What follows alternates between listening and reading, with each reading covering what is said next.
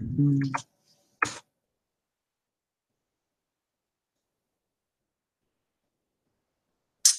everyone.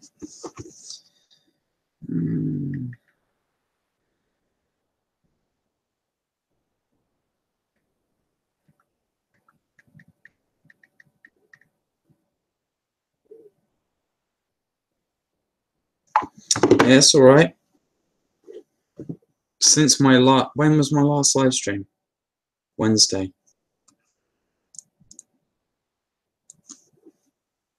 Yeah, it's all right.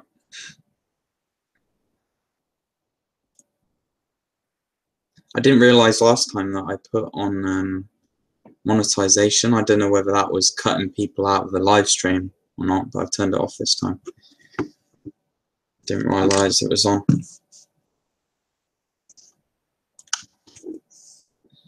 Yeah. But yeah, after this live stream, I'm gonna start doing videos again, just normal videos. I'm gonna start branching out to different topics, I think, just to get like all kinds of audiences in, because sometimes people, like when I was ill in the beginning, you don't really look for I don't know, at some points you really do believe that it's just the way it is. You don't really believe that all your lifestyle's having that much of an impact on your health to the point where you can't do anything. But if I start doing different subjects, maybe people will stumble across it more, you know. That's what I'm thinking. But yeah, I had a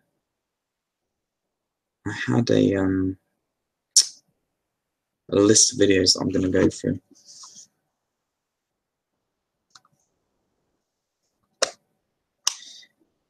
But yeah, I might, if the stream doesn't pick up, I might do the stream in an hour or two, because I know that a lot of my audience comes from America as well. So I'm not sure what time it is in America.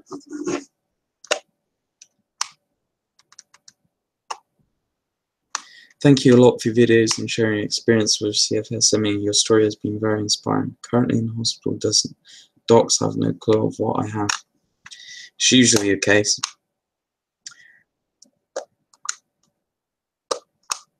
It is usually the case.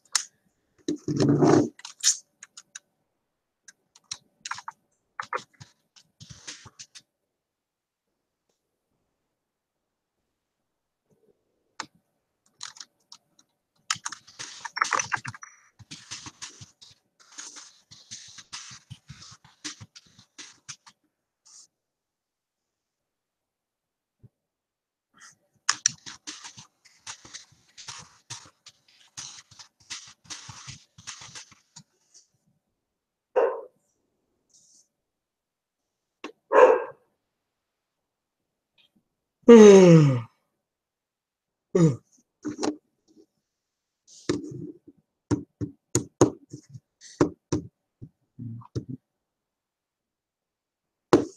pretty sure it's POTS and dysfunction with ANS based on everything I read on the internet.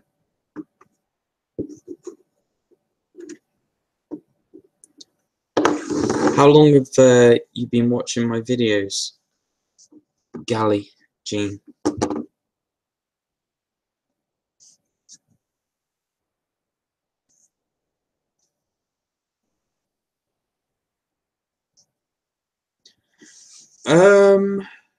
Genital detox system, symptoms. Like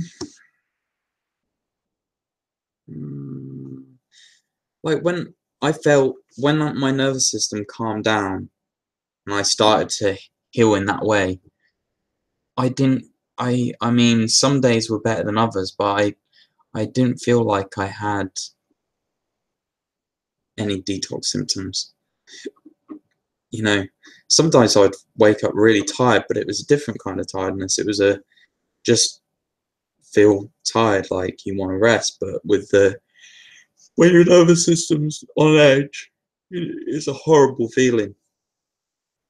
So I went through times when I felt extremely tired, but it just felt like I was catching up on deep sleep debt. God, I'm a bit out of it, man.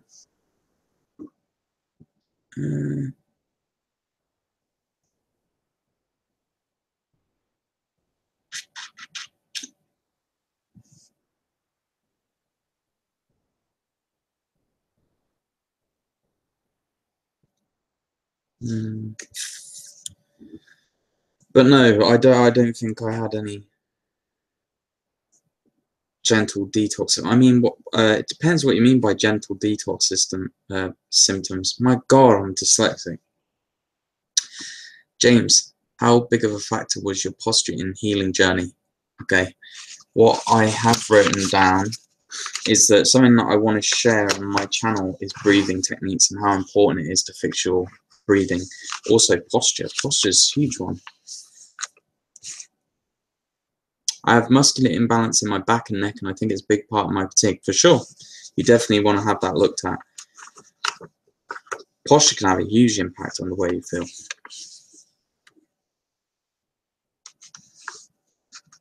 And I want to do a video on breathing techniques, which is the potato breathing technique. It has a very interesting test to judge where you're at in terms of your overall health, or just the health of your lungs and stuff. So basically in the test is they get you to breathe in and out through your, obviously it's very important that you're not breathing through your chest, especially if you're having adrenal fatigue and you're in that wide state. So you want to have breathing always in your diaphragm or your stomach, and you want to be outside of exercise. Obviously you won't be doing that during early stages of recovery, but you want to be breathing through your nose. And basically potato technique is that they get you to breathe just gently through your nose into your diaphragm for 2 to 3 minutes, and then you breathe out all your air and then hold it and see how long you can hold your breath for. And basically what happens is if you are breathing through your chest, you have panic receptors in your chest that don't help with things like anxiety and stuff, and you tend to breathe too much, which lowers your CO2 count in your body, which actually you wouldn't think so, but actually goes against oxygenating your blood. Yeah, it's sort of like the Wim Hof method.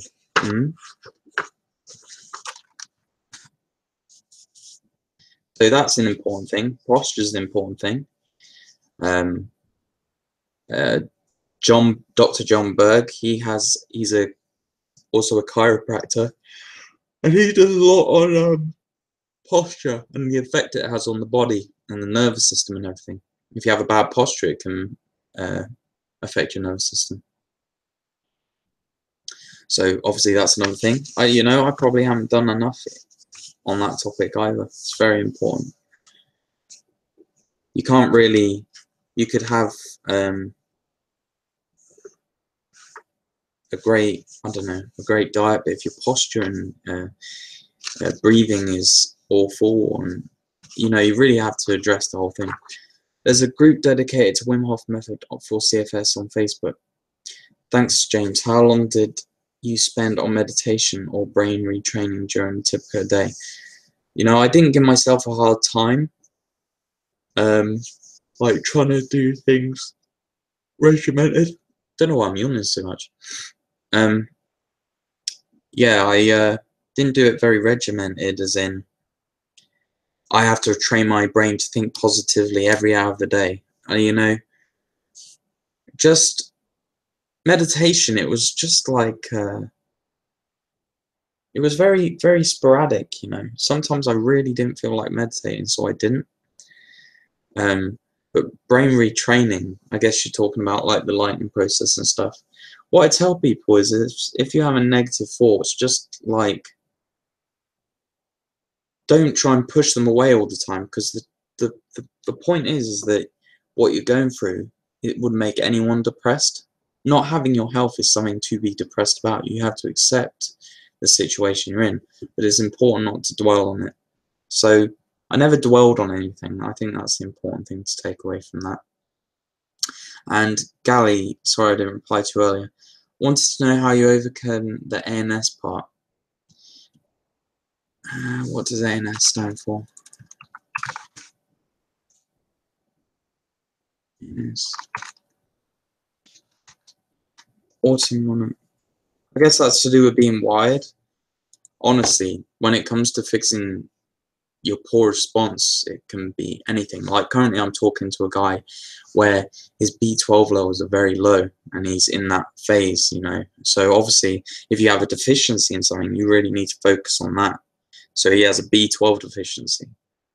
You obviously want to correct that deficiency because it's serious. But you also have to look at it from different angles of, do you have toxic people in your life? Do you have toxic relationships that you have to interact with every day, whether that's parents or family? Do you have a lot of stress in your life, which is obviously a given for most people going through this? Do you have a poor diet? Do you have a history of antibiotic use? Do you blah, blah, blah? You have to look at absolutely everything. It's very difficult to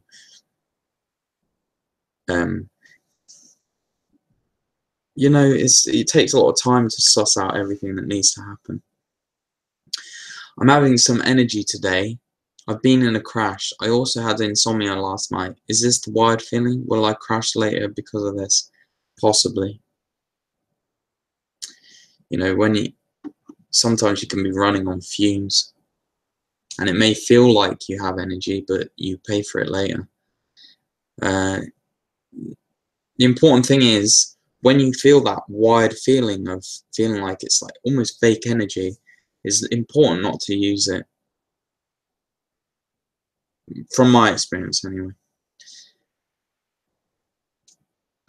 Hello, please. I don't know if my blurry vision, foggy brain symptoms like crazy dizziness, etc. are from adrenal fatigue. I got ambia in India, and the doctor said they can go to the brain.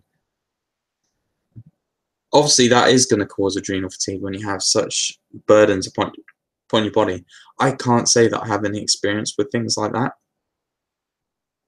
Amoeba in India. I guess that's a parasite or something. But you can't do any damage by following good advice like sorting your sleep out, staying away from technology before bed, using it less in general, fixing your gut health, eating healthy, stuff like that. Could be your cortisol feeling like you have energy, yeah. Tried my first proper early night sleep and damn, it was torture. First 3 hours were good, but woke up at 1 AM and didn't get back to sleep. That's classic. You have to stay with it.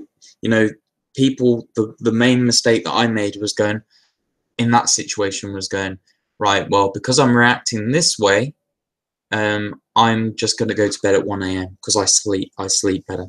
But the problem is that wasn't fixing the problem. I felt awful.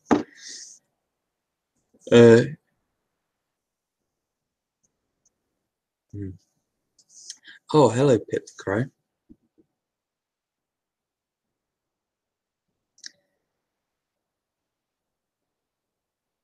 Didn't hear so many people talking about eyes problem, blurry vision, eye bags, puffy eyes. I had eye bags. Brain, especially with adrenal fatigue, brain fog, foggy, crazy symptoms. Most people in here will tell you that they had symptoms like that. It's very common. Maybe not so much about the blurry vision. Maybe I personally did, but I have crazy dizziness today. There you go. Did you get the feeling of dying after a crash? Well, I had heart palpitations, and I honestly thought that I was getting a heart attack because it was pounding out my chest, even throughout the night. I could feel my heartbeat in my face from no exertion whatsoever, just sitting still. So I honestly felt like I was in a situation where something could go wrong. I really felt like my body was on edge. Like if I had done something drastic, I could have had a heart attack or something. It really felt like that. At what point could you start working out and lifting weights without being super fatigued? And did you lift every day? Lifting every day is, I don't think that's good for anyone, because you're not allowing yourself to recover. But I started lifting weights. I lifted weights before doing any kind of like the worst kind of exercise you can do is running during recovery. But no, it was over a year that I started lifting weights, and it was very light weights at that. I couldn't start with body weight exercises because obviously my body weight was a lot, so I had to start with very light weights. Feeling suddenly so fast, my heart, blurry vision, crazy fatigue. That's very common. You know, I had those symptoms. Yeah, see, Esme says she has the same symptoms. Sometimes disappear, just going to tour. I don't understand. Maybe if and be because I just took natural treatments to kill parasite. Maybe it's. Honestly, you could drive yourself crazy trying to find out the root cause of what you're feeling, but the important thing is to really change your lifestyle completely. How important is spring water? I personally think that spring water is the healthiest water you can have, but how important it is, I don't know. Like I looked into, you know, changing the way I was drinking water to reverse osmosis distilled, but the more I read about it, the more I realized it wasn't really natural. I mean, it's like dead water.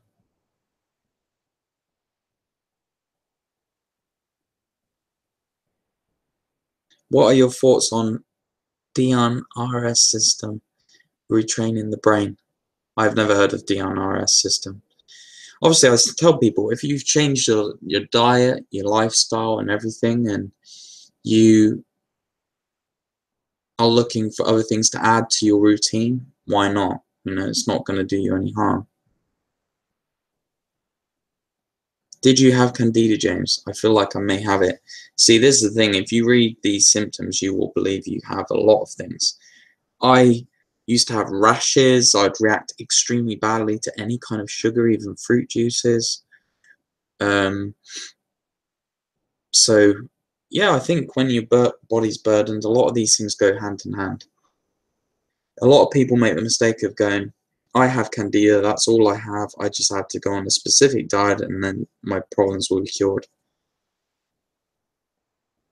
I don't have heart palpitations, just tiredness is so overwhelming. Feels like dying after a crash. I guess it's just another way for your brain to send your body the wrong signal. Yeah, of course the tiredness is overwhelming. It's your body telling you to stay still.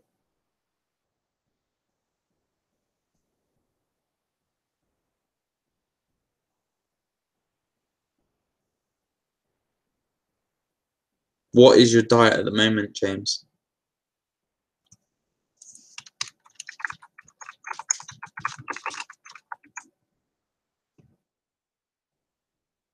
How to avoid suicidal thoughts and feelings of loneliness. You have to have a goal in your mind of what you want. It's not about avoiding them. Not going, if you in your head you're going, I don't want to live anymore. Not going, shut up, shut up, shut up, shut up. You have to let yourself feel that way because you're in a situation where you have no life. Without health, you have nothing. So I have videos on this where I was more in the same mindset, you know, like 2 years ago, where I could give you better advice because I haven't felt that way for a long time. Not in the depths of it anyway. So I personally never got feelings of loneliness. I felt better not having to interact with people because most of my interactions with people were very draining. So that's something you're going to have to deal with yourself, because if you're feeling lonely, you know, Esme, yesterday, like Wednesday, you still had friends and stuff. I don't know. But suicidal thoughts is because of your situation. You most likely don't want to kill yourself. It may feel like you do, but if you were healthy, you wouldn't feel that way. Did you get shooting pains throughout your body? Sometimes.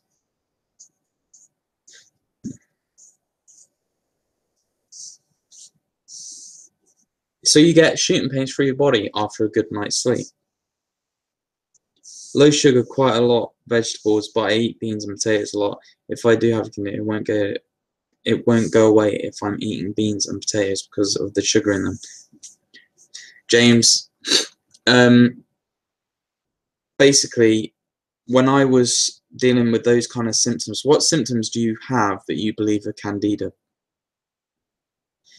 The way people treat Candida is quite backward. Like, people that cut out all forms of sugar end up not really curing the problem at all. You know, what I did was high carb, low fat diet for a while, 2-3 months. Then I started adding more fats. You can find more information about this book. A lot of people actually recover from, you know, not getting rid of starches and sugars and stuff, but getting rid of bad fats. Because basically, when you consume sugar, if you're consuming it with fat, or you have a history of eating a lot of fatty foods like I did, fat hinders the absorption of sugar into the cells, which can cause those kind of problems. And Candida needs to be there to eat up the excess sugar that's in the bloodstream. So there's two ways you can do it. You can obviously cut out all the sugars and everything, but it's so much more difficult than just cutting out the fat for a while. Burping a lot, that could be due to bad bacteria in the gut. I had a rash on my face as well. Yeah, see, probiotics are something I did every day as well. They definitely help. All right, that's good. I mean, what probiotics are you doing? Maybe you need to up the dose. You know, I was having a litre of water kefir a day.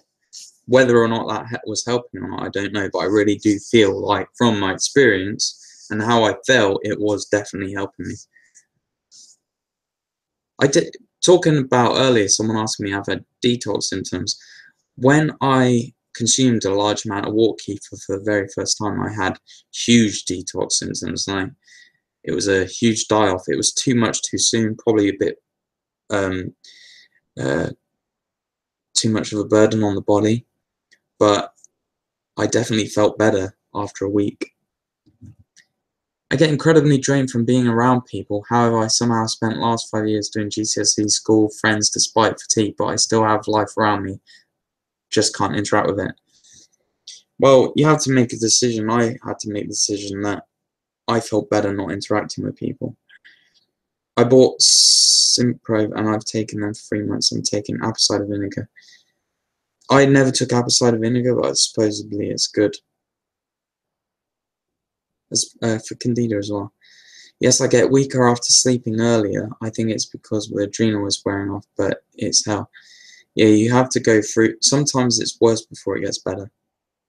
It's like when you have a sleeping pattern that's all over the place, then you try and do it structured. To begin with, it's hell. I sometimes will start to feel a little better, and then an hour later I feel horrible. Did you ever have those times? Yeah, you have ups and downs. It's like if you have someone that's recovering from drugs or anything like that, they will tell you that recovery isn't linear.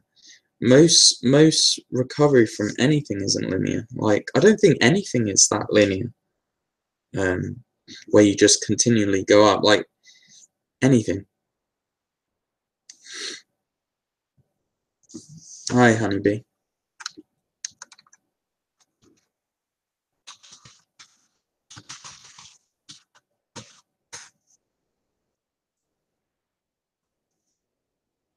Thanks for the time you made. Yeah, James, like, how long have you been doing this for?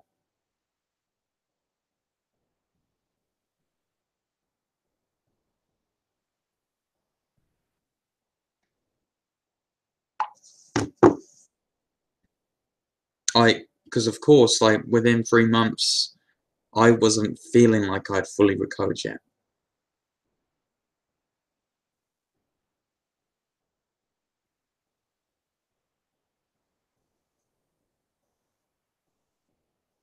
Nine months, okay. But you definitely feel better than you did 9 months ago.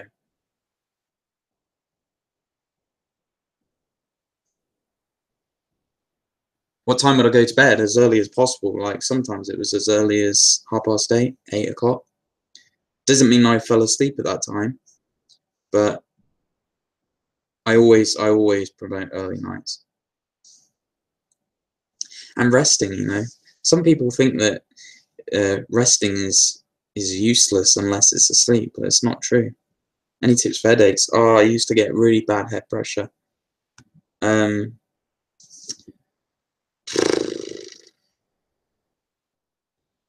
Trying to think. It was just something that went away with time and I adjusted everything else. Did I get neck pain? I always had kind of like, until I saw someone that did deep tissue massage on me, I always had problems with my posture, and this area here was always very tight. I was unable to stand for very long at Christmas last year. I'm in a bit of a crash now, but I'm definitely better. I can walk 2,400 steps a day without much issue. See, you can see that the fact that the changes you've made have increased your activity and made you feel better. Yeah, I used the magnesium as well. I forgot about that. I couldn't spray it on my skin because I instantly got a really bad rash.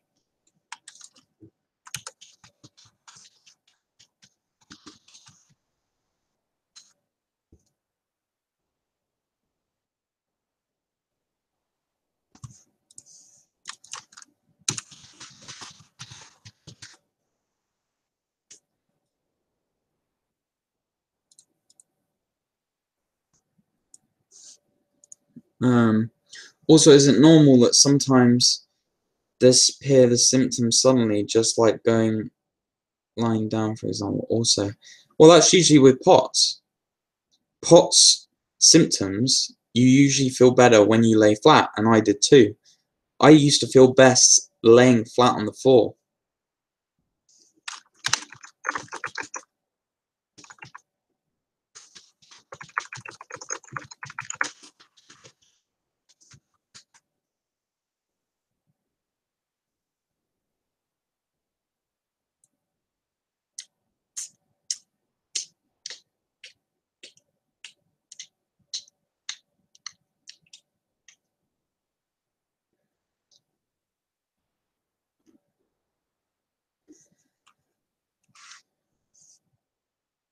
What percentage would you say you recovered, Honeybee? And James, what percentage would you say you're recovered?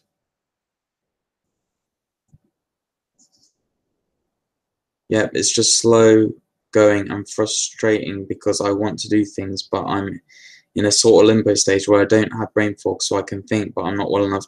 That's really good. That just shows you're moving in the right direction. Just give it more time.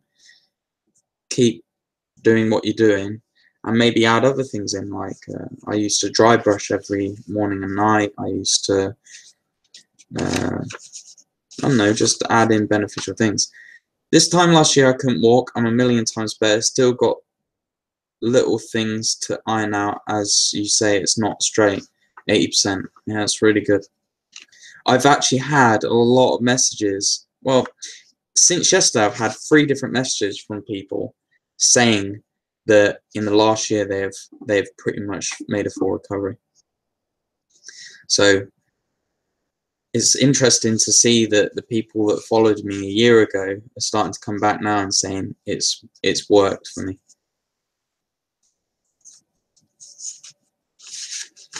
I have POTS, but instead of laying down, you should try stand when you can, because otherwise your heart can get deconditioned.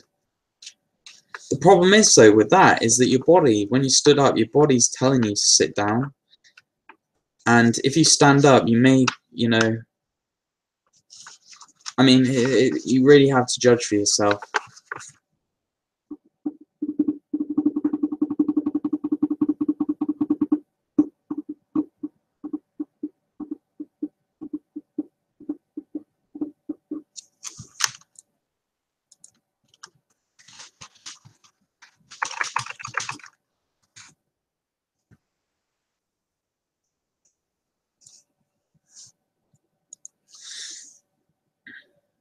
I'd pass out if I stand up.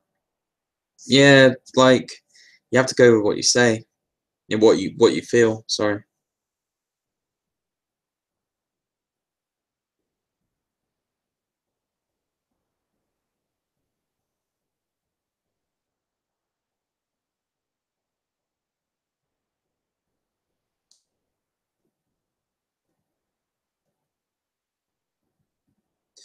Yeah, it would be fun to have interviews. I need to ask those people. Or if they, I know this isn't going to be common, but if they made a video and I put it on my channel, that'd be cool. I've been following your advice seriously since about this past July and I have big improvements. I can lift weights somewhat now and brain fog is pretty much gone. Need to get earlier nights. Just stay consistent.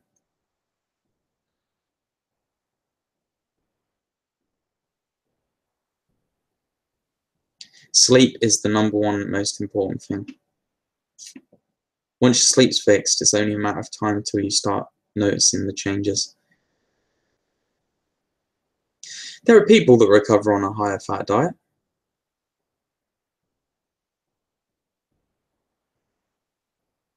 You know, my diet right now is usually like it's half and half between carbs and fat. Just depends on the situation, like everything, you know.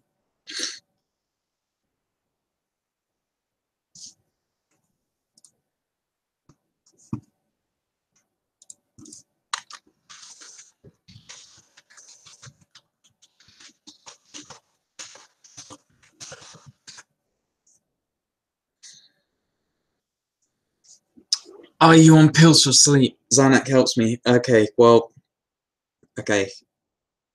I'm gonna just put this out there that I think that taking drugs like that, don't take my word for it. You find what works for you. But I was prescribed Zopiclone, and I would not recommend any drugs for sleep whatsoever. It's not refreshing sleep. And Xanax is a very powerful drug. Yeah, I wouldn't get used to relying on Xanax to sleep. You should be able to sleep without it. High fat being coconut oil, nuts. I can't eat beans, onions, or garlic again because of stomach problems. Well, you have to work around that.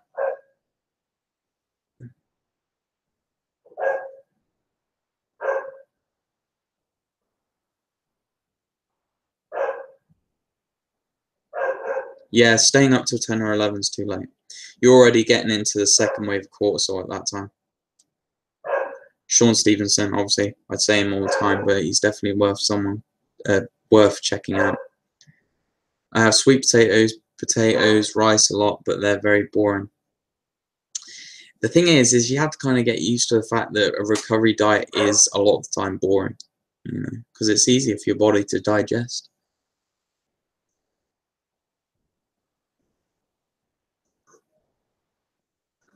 How did you manage sleeping then? Well, for 2-3 months, I slept probably 30 minutes a night, an hour max. You have to address all your lifestyle factors. You have to get out of a stress response. You have to go to bed early. You have to find ways to unwind. You have to deal with psychology aspect of it, of how you're feeling in yourself. There's so many different ways to get your sleep back to normal. It's not easy. I had insomnia for, it was on and off, but I used to have 2-3 week stints where I'd sleep an hour max a day. Do you have any tips for when you had to leave the house for something?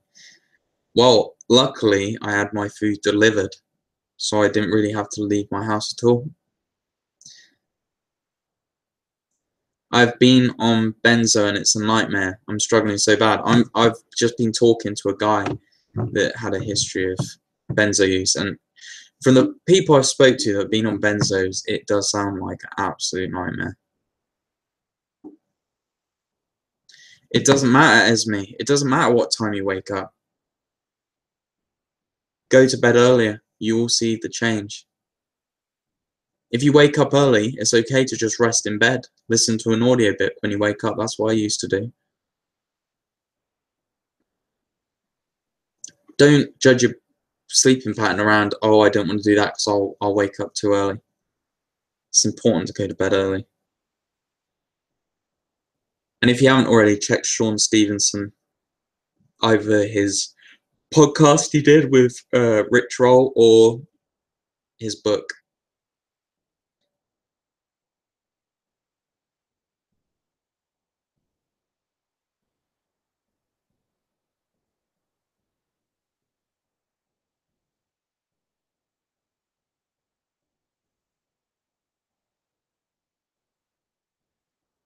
How did you not sleep in the day when you only got 1 hour sleep a night? The thing is with insomnia is that no matter how tired you get, you cannot sleep. You just cannot sleep. You can't turn off. You're always on edge. So there was no choice. Believe me, I wanted to sleep. I just was like just out of it all day.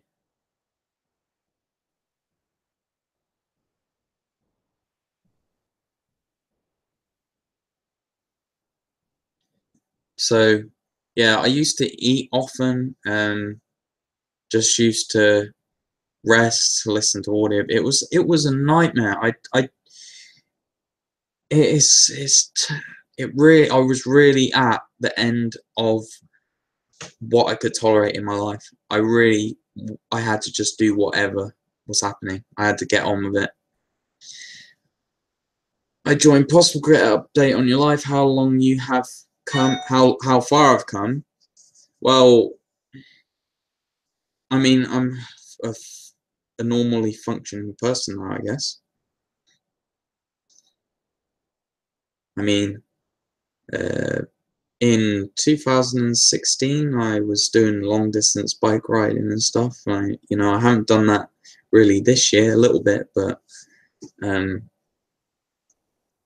think that's a bit of laziness. But also, I had glandular fever in last December, so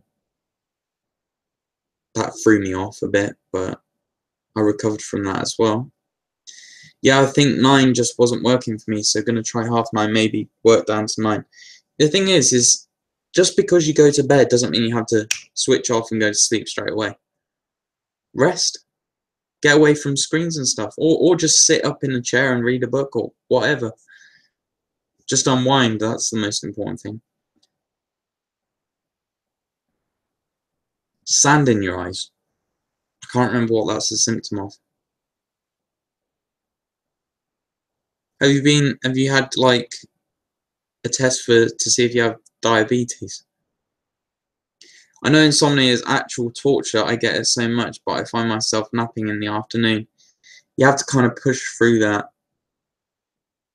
And when I was first starting to being able to sleep with insomnia, I would go to bed at like 6 at night and wake up at 12 and then gradually move it forward.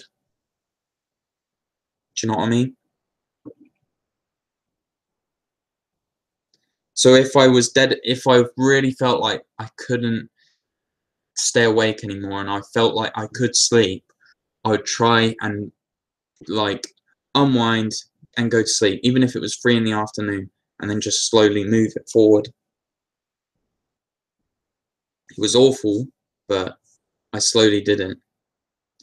I find that when I rest a lot and stay off technology as much as possible, my symptoms gradually improve, but I get so bored. Do you have any ideas for light activities which aren't too stimulating? See, this is the thing. Comedies, light-hearted things. You could try rebounding. I loved my detox baths. Audiobooks that weren't like horrors or something like that. Things like that. That is common. People do feel better and they go, I'm so bored. But the thing is, when my dad had glandular fever, there was no technology, there was no gadgets, there was no stuff like this. It was just a crappy TV. So he literally rested for a year and overcome his glandular fever. Now, if he was born in this day and age, maybe things would be very different.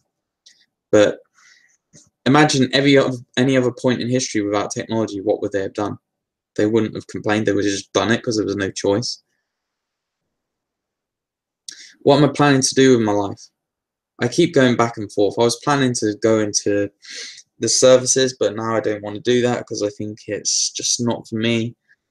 I'm planning to put more effort into this YouTube channel for that potentially lead somewhere one day, maybe, who knows. And I'm thinking of just getting a trade, and with the intention to eventually live a more simple life. And I would love to be able to build my house, own a house one day. That would be a goal, a life goal for me.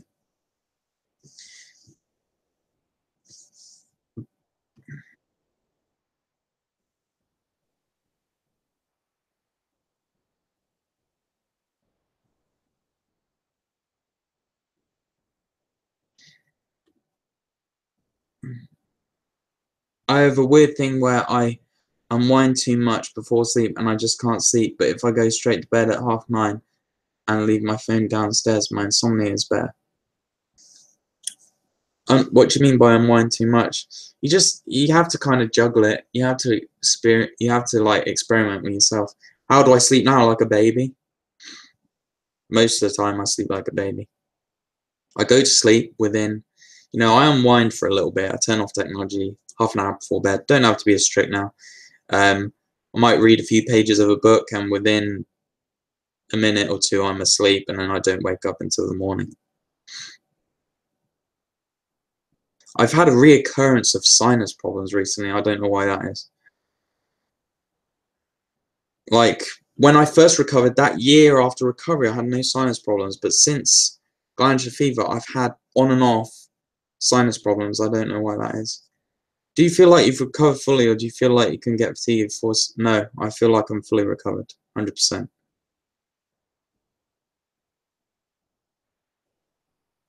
I had, put it this way, where I'm at the college I'm at, I'm with 18, 19-year-olds, mostly some 20-year-olds, and we were doing full contact like sports, and I have generally more stamina than those people now.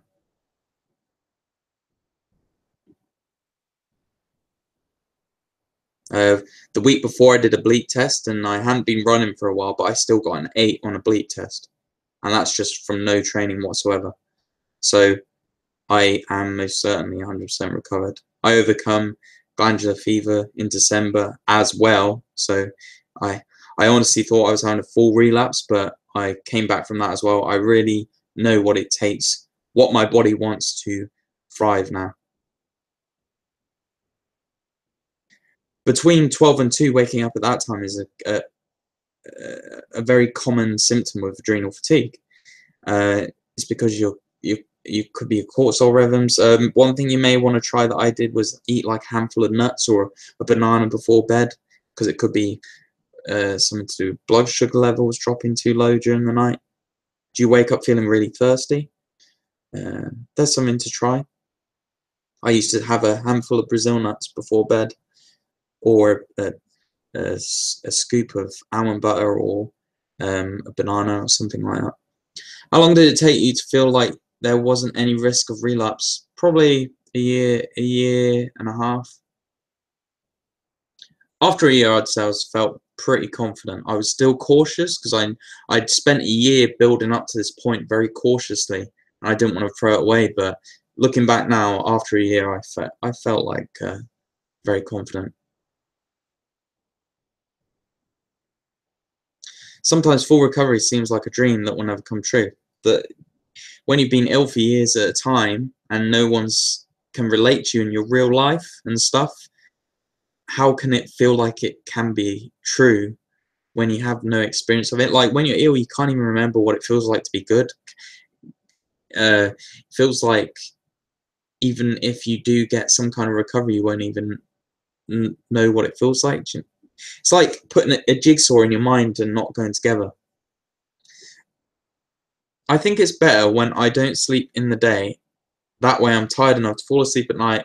But when I rest on my bed and fall asleep, where did you rest and were you recovering? No, I definitely felt better if I slept during the night, because I feel like that's when we should be sleeping with the sun. Where did I rest? It was usually just on like if my grandma came around and she was talking and telling stories or whatever, I'd just sit down and rest my eyes. I tried to separate my resting space from my bed, but sometimes I did rest on my bed. Hey, do you guys follow a group or something on Facebook where we could exchange tips? I really need to set up like a health recovery forum, because it gets people away from social media as well.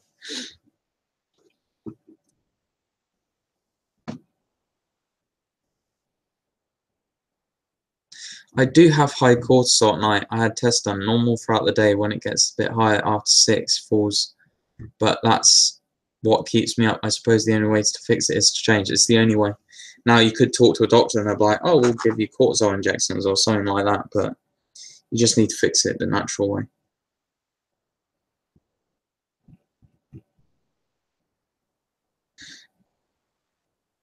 What do you think about walking, or riding a bike every day?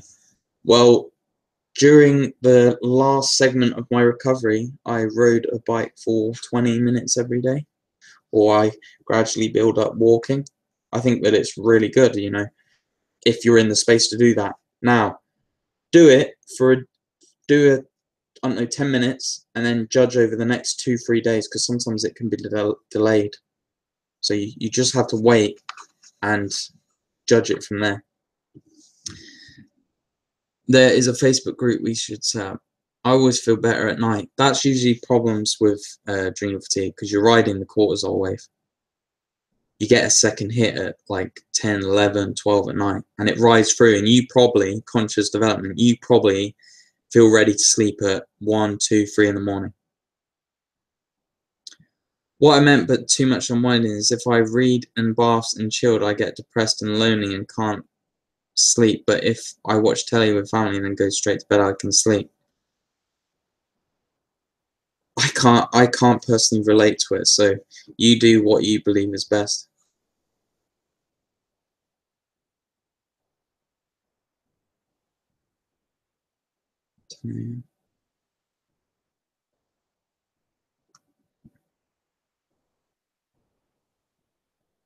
Wait, what do you mean?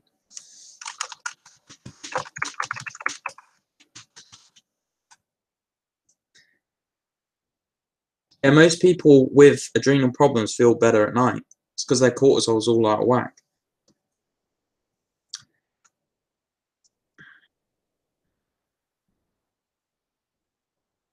Oh yeah, I had sore eyes all the time. That's why I preferred shutting my eyes the whole time. See, don't worry if you can't fall asleep as soon as you go to bed. People stress too much about it, stressing you. But it's just making the problem worse. It doesn't actually change the situation. The fruitarian diet is working for me. A lot of people feel a lot better. Right now, I've in the last 5 days, I've had 1 cooked meal. I'm just giving my body a bit of a rest from all the cooked food and eating too much and stuff. I've been eating loads of satsumas and clementines and watermelon and stuff like that. What do you think about fasting, like intermittent fasting, prolonged fasting? I experimented with fasting. I did many 3-day ones. I did 1 7-day one, and I think that it's good to give your body a rest, but it doesn't fix the root cause problem. Sometimes it can be a bit too stressful on your body. You know, like if you're in a problem where you have loads of fatigue and everything, or you have a history of reducing your calories too much or stuff like that, sometimes it might not be the right thing at the right time. It really depends. Like now I can fast and it's good, and it like helps me you know, rest my digestive system and everything, but you really have to experiment for yourself. Hot baths make me really ill, different for everyone. Sometimes it can cause a die-off of symptoms.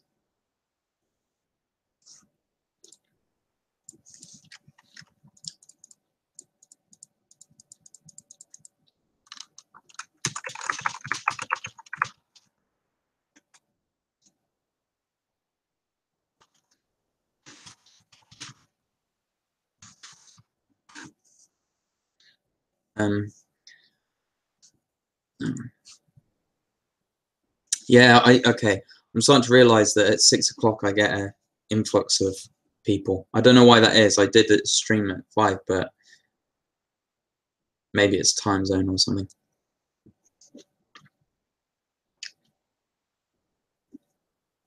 I find I can maintain a good routine, like going to bed early, eating well, avoiding too many screens, but after 2 weeks I go through a bad period of 1 week where, for the love of God, I know what you mean, I can't stick to it, then I find it settles down, I continue. Yeah, of course. Like, you can't just overnight change your routine to something so healthy, you know. It's like, especially if you're not getting the results you desire from the hard work straight away, but it's important to know that it's doing you well. I think the important thing is not beat yourself up over it if you have a bit of a bad period. Just get back on the horse as soon as you can. Do I have vivid dreams? No, but during recovery, when I did EFT, I used to get very, very vivid dreams, like HD definition dreams. I actually had to stop doing EFT because it made me so exhausted from the dreams. I go Rambo mode at night, feel so on edge and stimulated, sometimes scared of the dark. Yeah, it's very common. You ask people in this chat, they'll say the same thing. Baths make me stressed for some reason. They are warm and cozy, but I get super faint. See, I didn't like. What I will say is, I had the same thing, but felt like it benefited my mental health just because it was like a break. And when I would get up out the bath, it would be very slowly. I'd drain the bath first without getting up. I'd let myself just rest in the bath. Maybe I'd get the shower head and just spray myself with like lukewarm water, slowly calm down, then slowly get out the bath and walk to my bed and lay down. If you're going, right, time to get out of the bath, standing up, you're going to get dizzy.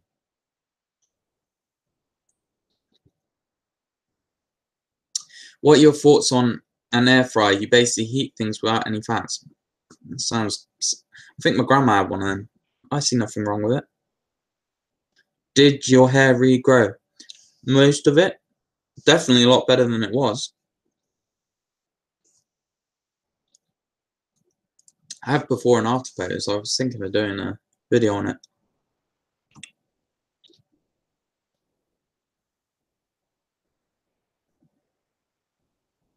Yeah, it is a big stress on the body, fasting.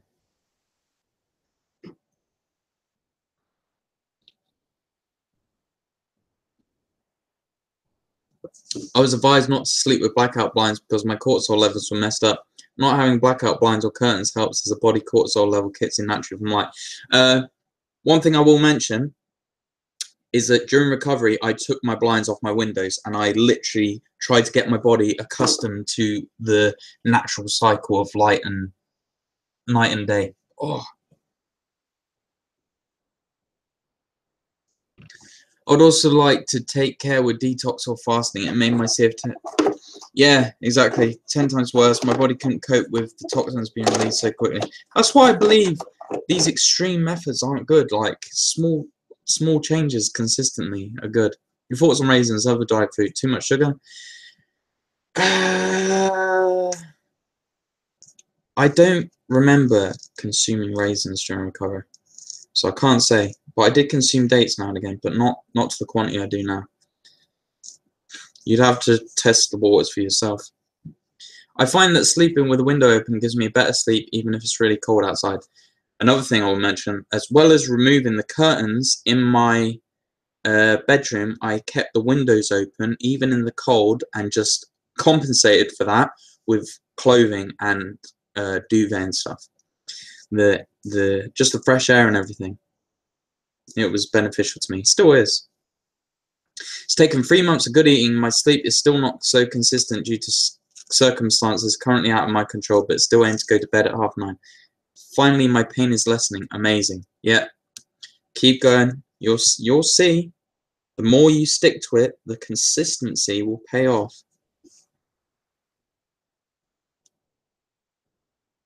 Did you do any heavy metal detox? Well, okay. I speculated when I realized that I should stop chasing the diagnosis and what's wrong with me. I realized that, hey, maybe I do have heavy metal detox.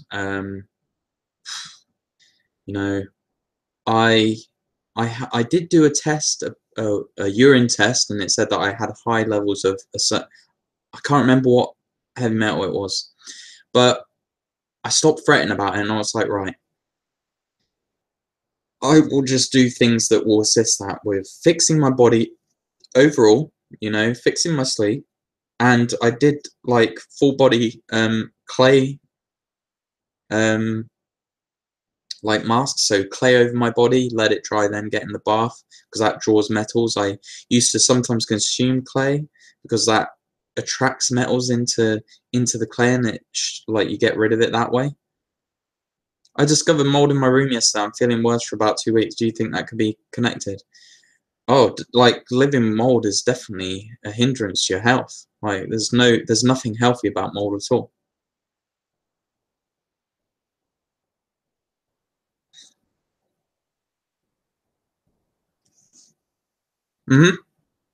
Emma, if you miss your sleep window, I end up feeling a bit hyper late at night and can't sleep. It's why you always have to go to bed early.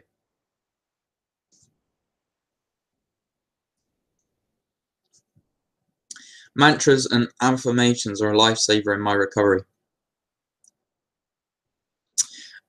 Yeah, I mean, I used to visualize and stuff, and it really helped me, I personally believe anyway. Any tips for suppressed emotions? EFT, read psychoanalysis books. EFT is really beneficial. Being very open with yourself, write a letter, write, and you'll see that things start to just come out of you when you write. I used to write notes, letters to myself, and then burn them. I felt that was beneficial for me. What's your opinion on fecal transplants? I've read a lot into gut bacteria and chronic fatigue. They seem to do very, very linked. Plus, I suffer from IBS. I'm very interested in trying it. Okay, well, people's bacteria might be absolutely atrocious because of poor diet and not fixing the bacteria once they've done antibiotics and stuff. There is evidence showing that helps, like, restore bacteria, but for me it doesn't make sense why you can't do that yourself. And I did do that myself with fermented foods, not having inflammatory foods, and fixing other things in my lifestyle. If you have shit sleep, and shit lifestyle, and you just want a fecal transplant, then you're just going to go back to square one.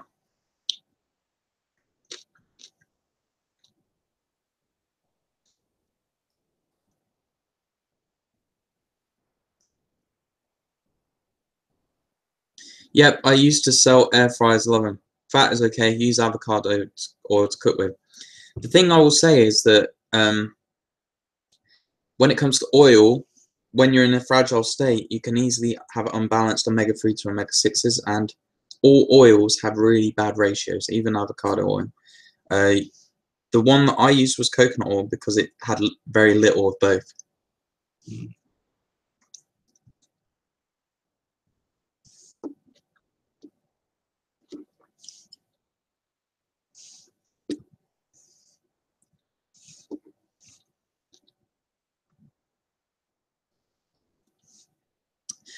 Three days on juice, not feeling hungry, but more energy. That's good.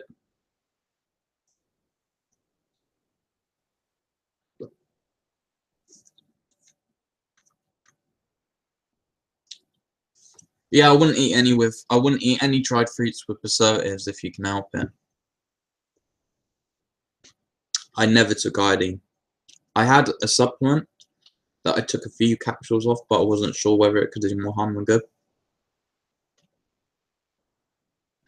Yeah, you can send me a PM on YouTube.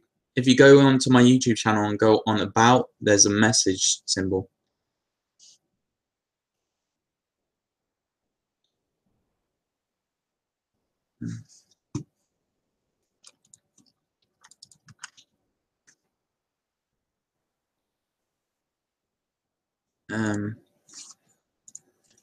Message my Skype, it's being weird. Emma, I agree. Going from a not great diet to fasting with e.g. water or juice is not a good idea. Binning up slowly like I have can work. It doesn't feel like a detox time. Yeah, I think that can sometimes be the problem. On Facebook, you can find me at... it's been 12 months for me. I don't have a diagnosis, but have monthly bloods and see a nephrologist. Is that to do with kidneys? I stopped stressing about it, a diagnosis, and it makes things worse. Doctors are stressful. Oh, right, yeah, no, exactly. It was the same for me. It's just degrading half the time. I was like, in the end, I was just like, fuck everybody.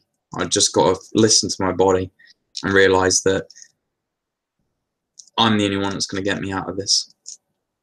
When you were recovering, did you stick solid to your healthy lifestyle living, or did you go through periods of falling off the horse? I had periods of falling off the horse in terms of, I had one period or two with gluten, and that really messed me up. And after that, I was like convinced that I couldn't go back to it. I was so addicted to bread.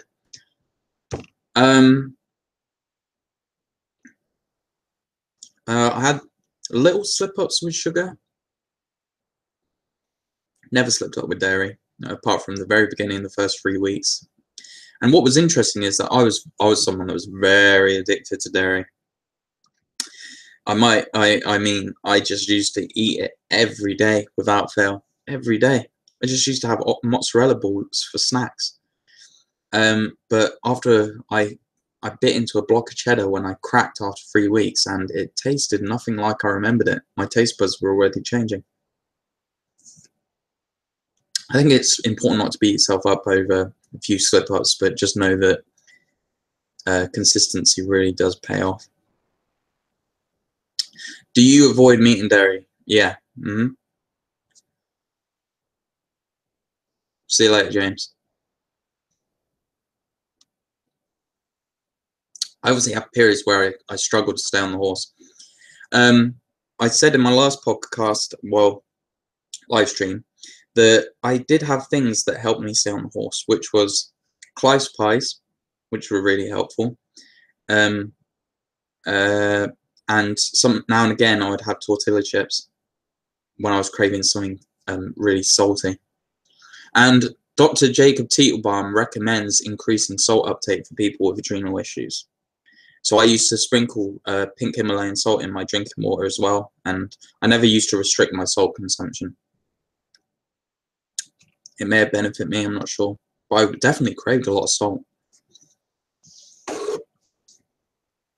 Did you eat much rice during recovery? I ate quinoa, not rice. I love pain all over my body. I feel okay like walking for 20 minutes, but sometimes it helps the pain. Do you think it's a bad idea when my sleep pain and fatigue is all over the place still? Yeah, like if you're feeling worse after it or the following days, I don't recommend it.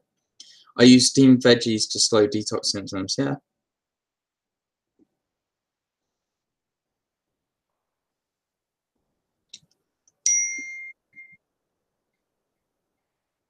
What was the first 6 months like without meat and dairy? Big detox for the body, not having meat and dairy in the system. Well,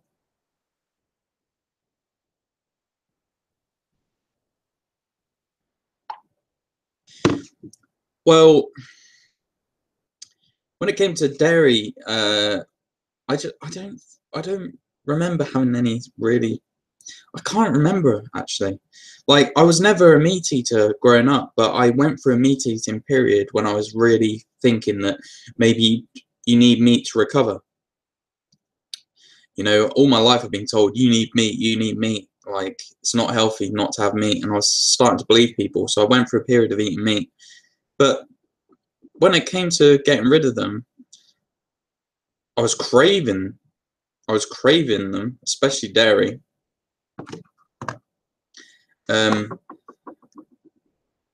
Which I now know as casomorphines, but I don't remember. I can't really answer that question, to be honest.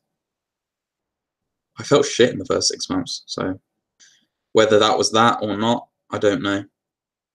I know weight isn't the goal at this point, but I'm eating healthy and not losing any weight when family eat the same diet. I have a history of not eating enough in.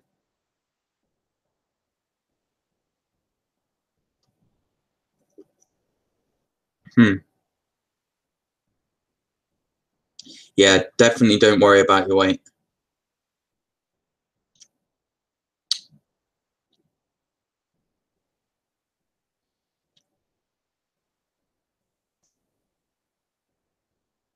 Yeah, okay. Ferocity, you might want to look at the Great Starvation Experiment.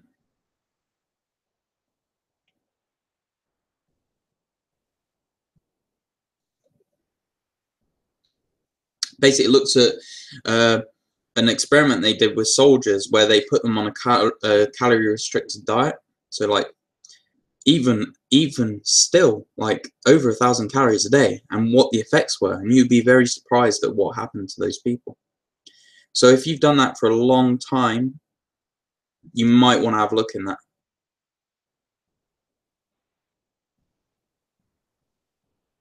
I cut out gluten for 6 months, but didn't make a difference for me. Do you think I should avoid eating gluten? Yeah. Now, it's important to understand that don't expect recovery from cutting out a single food.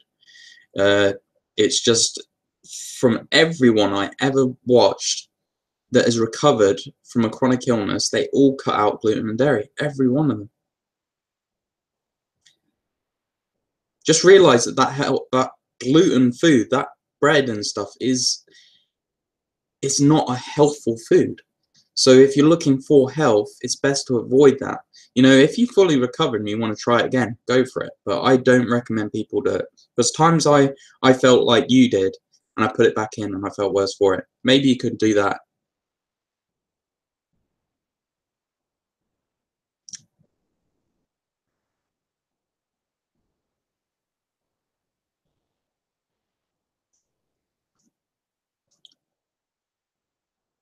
What about in terms of like sleeping or horror movies? Sometimes so bored. Did you fall off the horse sometimes?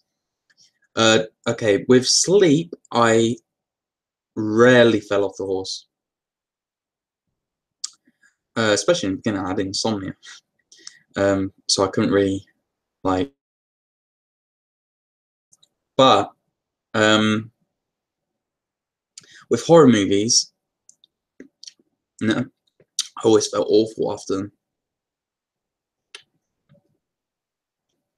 Instead, when I used to feel like I was at my end of my tether, I needed something to occupy my mind. It was comedy, The Office, Carl Pilkington, Peep Show, stuff like that, and like card games, like using the computer. But I never went on my technology before 2 o'clock in the afternoon. That was my rule that I never messed up on. I'm scared that if I can't stay on the horse, I'll never recover. How do I stay on this goddamn stupid horse? You just stay on it. It's a choice, really. It's annoying, but you can find ways. What do you think about changing your living situation, like going to Thailand for 6 months? Amazing. Like, I'm sure most people would benefit from that if they could do it. I think it's amazing. Just get a change of scenery, complete change in lifestyle stuff. I think it's really good. Thanks, James. I will check it out. Meat and dairy protein is so overrated and harsh on the kidneys, liver. I've been vegan for 3 and a bit months now. Sleep better and overall fatigue. Feels like I'm younger. Most people say that. There's a reason why, you know, apart from other things, but reason why most people, when they go vegan, they just stick to it. Because you feel better. You know, I was addicted to dairy, but it wasn't worth feeling shit for. Gluten breaks down into zonulin in the gut, which causes leaky gut. That's why anybody that has a chronic illness has to cut it out, even if they're not intolerant to it. There you go. Yeah, that's might be my experience as well.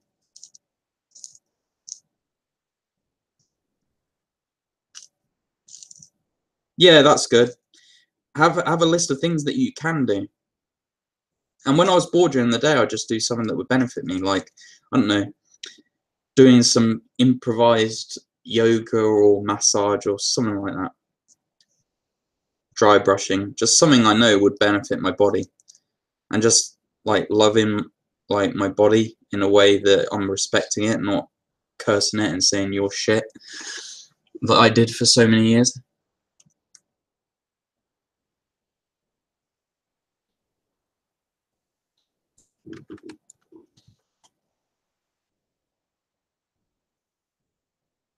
Surprised you say good about getting away to Thailand. I always wonder if I should get away when my parents would let me. Oh, like, I think most people would benefit from a complete change in how we live. I think the way we live is very wrong, shall I say.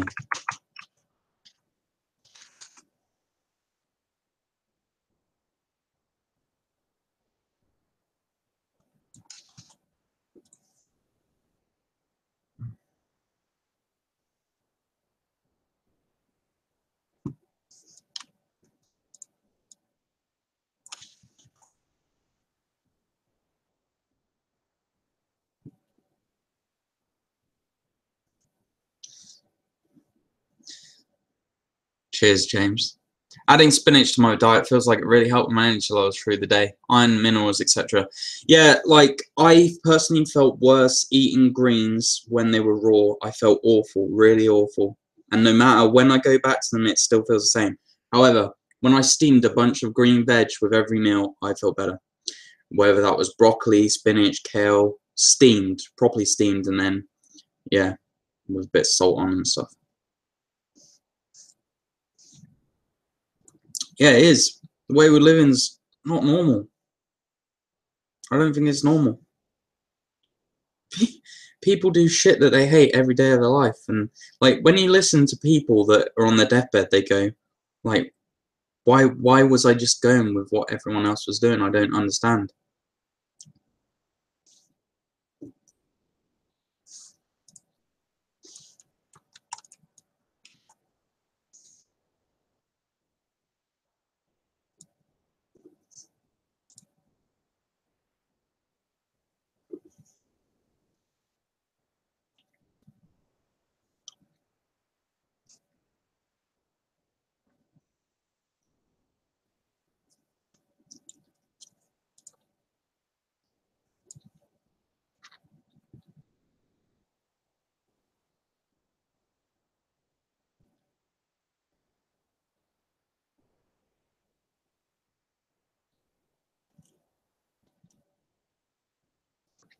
Being on social media really drains me.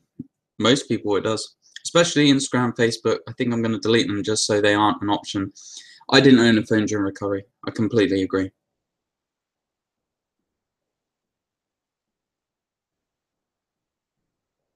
Did you used to cry a lot or get bounced around of anger at silly things? Yeah. Your personality is not the same when your body's compromised. It just isn't. I used to, I don't know, say I was holding too many things and I dropped a little thing, or I don't know, something along those lines. I would just fucking flip. It wouldn't make any sense, but that's just how I felt. Everything angered me. Want to delete Instagram, but I adore film and photography, so it's tough to get away from it. You just have to make the decision.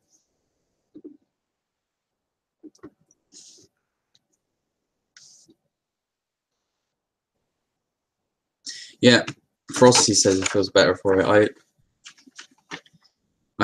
I'm not someone that agrees with it. If your digestion isn't great or you have leaky gut, raw food can be a bit rough on the tummy. My tummy does not like raw veg. It likes soups and things that are easy break. That was the same as me. I loved soups, vegetable soups and stuff. Facebook most certainly is draining.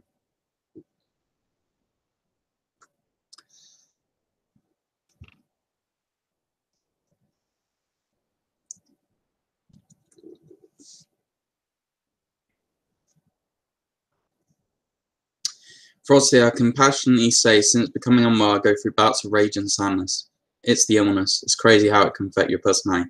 Understand that the way you're feeling is actually a mechanical thing.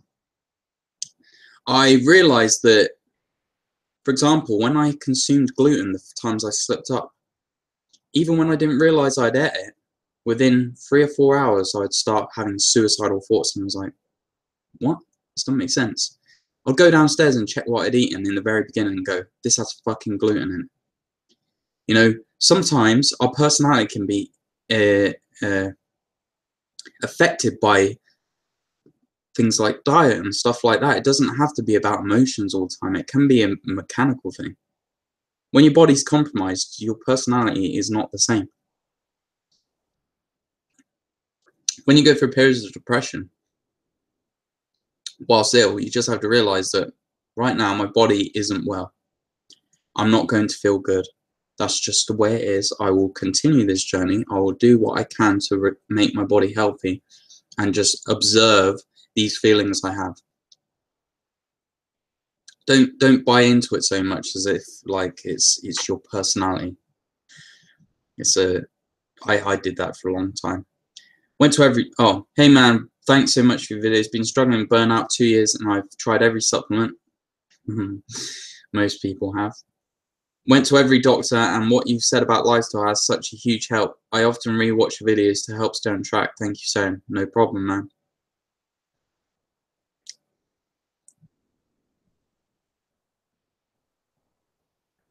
Do you drive? Yes. Has your visions changed, strained? Has it affected your driving? I need to wear glasses to drive. I think that's because of my use of computers since being a 8 or whatever. Would you agree that meat and dairy are worse than refined sugars and oils on the body?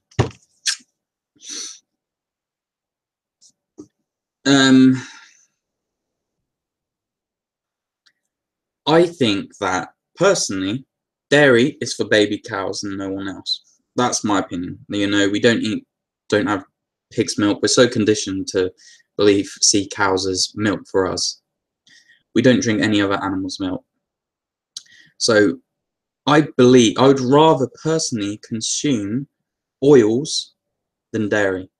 Now, I've never been through a long period of eating meat ever in my life, so I can't really comment on that. I don't like making ignorant comments about something I don't have experience with. Now, do we have a lot of problems related to dairy and meat consumption? Absolutely. So I don't know whether they're worse. I know that refined sugars are not good for you, and having loads of oil all the time isn't either. I'm thankful I got fibromyalgia. Yeah, I have a video on the benefits of my chronic illness like fibromyalgia.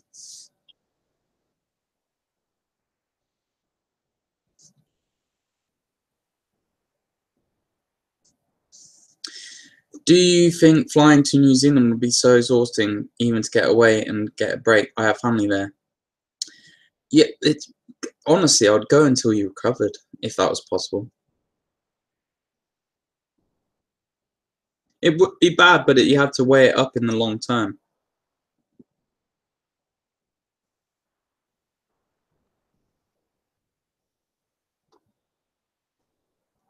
Yeah, Frosty, I just felt like I was juggling too many things, I think. But maybe in the future. Esme, it depends how sick you are at the moment. If you are really in the acute stages of CFS, rest seems to be the most important. I agree. If going a day without rest, I get a horrible flare. If I go a day, okay. You did a few videos on what you eat. What do you think about putting up a few days of your diet for ACE? Right. Yeah, I need to do that. I've just been a bit lazy with it because it's really annoying having to film what you eat. But I guess I could do that.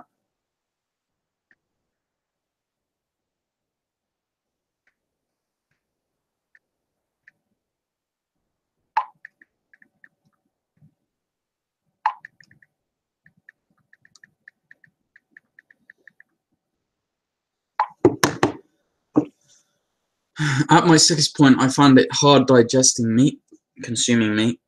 I just wanted vegetables and salad. I would go red trying to eat heavy foods, and now I can eat meat. What's some of your fave junk foods now? Cheat meals.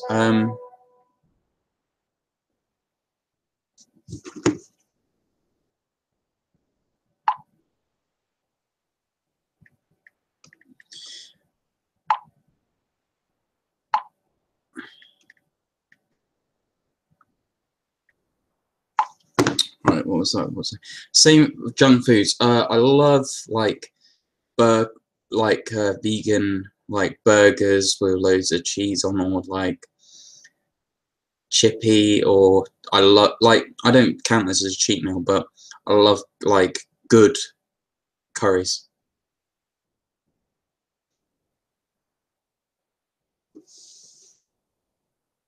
Yeah, it would take a while to get over travel. It'd probably take a week or two.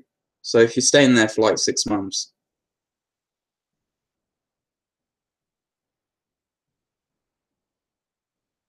till summer, that might be something you want to consider.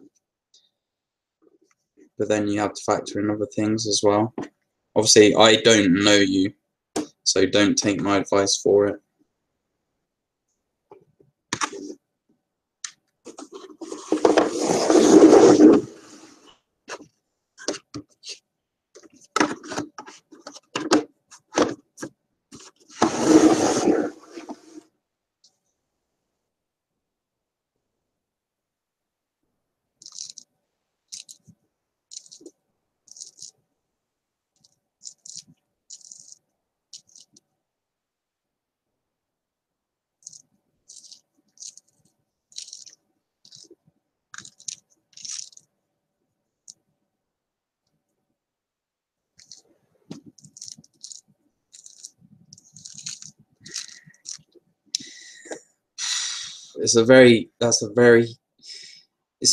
People ask me this, and there is no simple way. Like, it's really a combination of so many different things. The question is, what's the best way to calm the nervous system down from fight or flight we seem to be in on? Breathing, posture, deep muscle tissue like massage, like getting rid of trigger points, especially in this area. With breathing, I mean no breathing into your chest, sorting your gut out, getting your sleep routine in order. It does take time. There's not something where, you know, if you're in fight or flight, you can't just get out of it like that. It's something that you have to train yourself to do if you've been in it like a lot. So it really is a combination of things.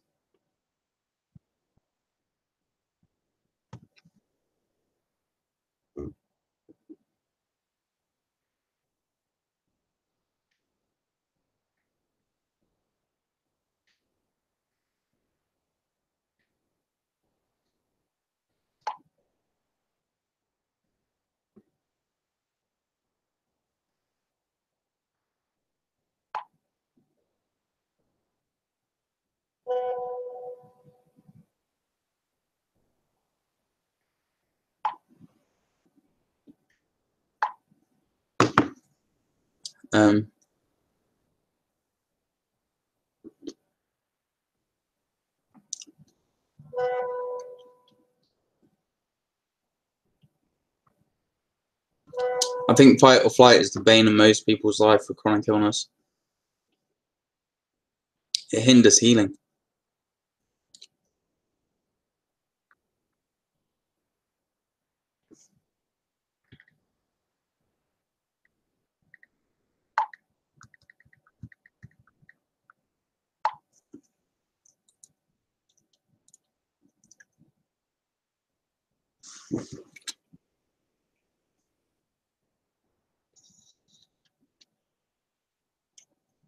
Yeah, luckily I do live rurally, which I think was very helpful.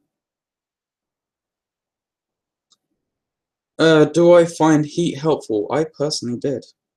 I couldn't do the cold thing because my immune system was so low. I used to get colds all the time. I always had a cold for some reason. I used to enjoy the heat. It's like it was like a massive warm blanket.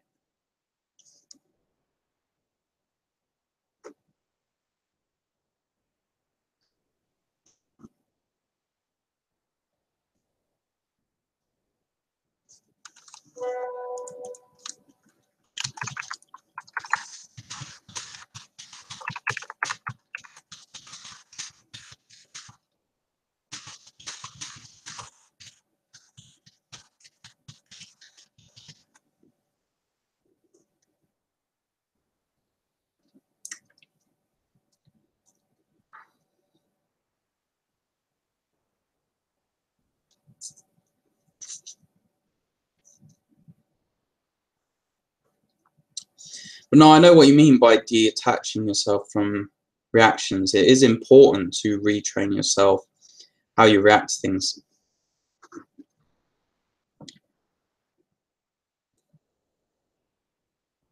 I used to just shut my eyes and breathe very slowly into my stomach, which used to help me get out of that if I ever experienced it. I get into it less now, but posture is definitely a big one as well. So all feelings, sensations, and emotions are subject to arising and passing away.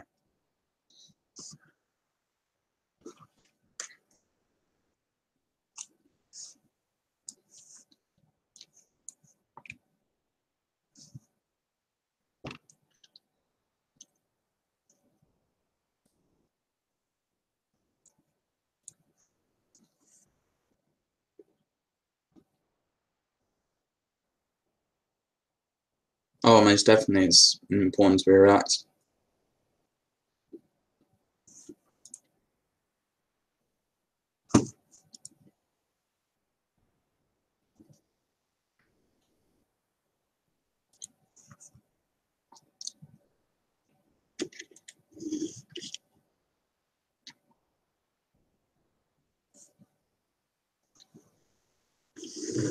Oh yeah, it's definitely, when you have a feeling, it's important not to panic because the feeling's there whether you like it or not.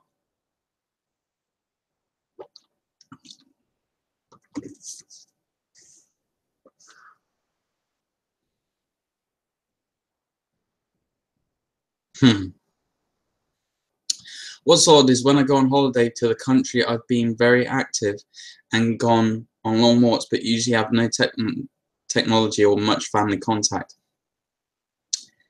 I have to agree with you there in the sense that if you have dysfunctional relationships, they are very draining, especially when you're ill.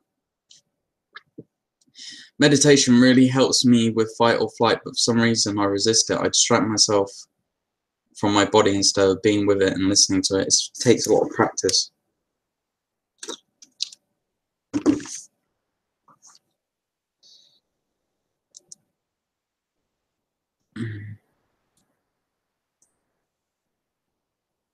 I'll probably close the live stream soon, guys.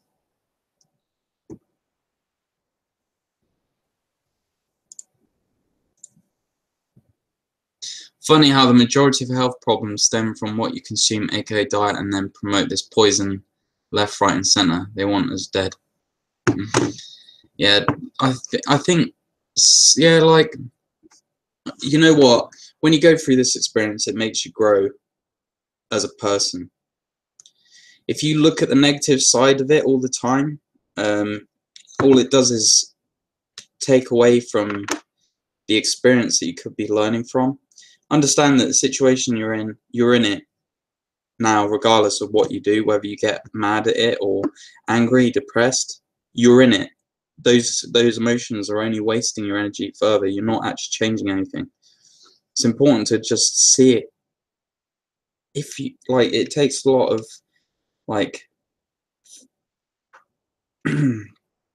it takes a lot to admit that you might be getting something from it. You have to really, really,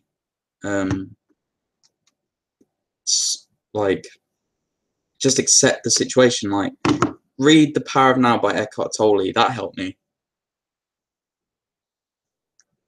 Why did you eat bananas before sleeping? Well, because of the 5-HTP in them, and because of, like, I heard that when you constantly wake up with adrenal problems at 1, 2 in the morning, that it could be to do with a low blood pressure, low blood sugar. So I used to take like maybe a banana with a handful of nuts or something before bed, and just kind of experimented with different variations of things to see if it helped. And yeah, the banana thing and the nuts helped me. I'm sure it did. Just want to say thanks for the help and advice you give. Not much info other than you and Google. It's just, there is a lot of shit out there. Sadly, there's a lot of people trying to make money from people.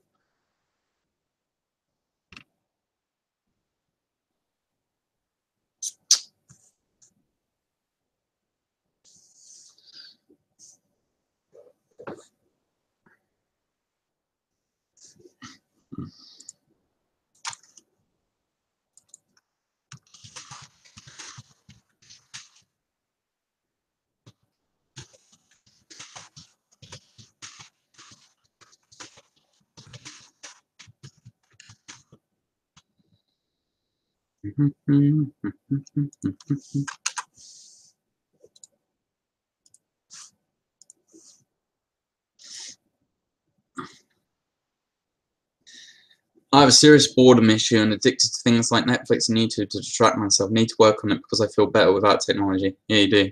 You have to put in that by dealing with the boredom issue, because that's a big problem now. People constantly need to be doing something, which is bad. You know, it's bombarding your brain with dopamine all the time. Once you get rid of that, you will see a change in how you feel.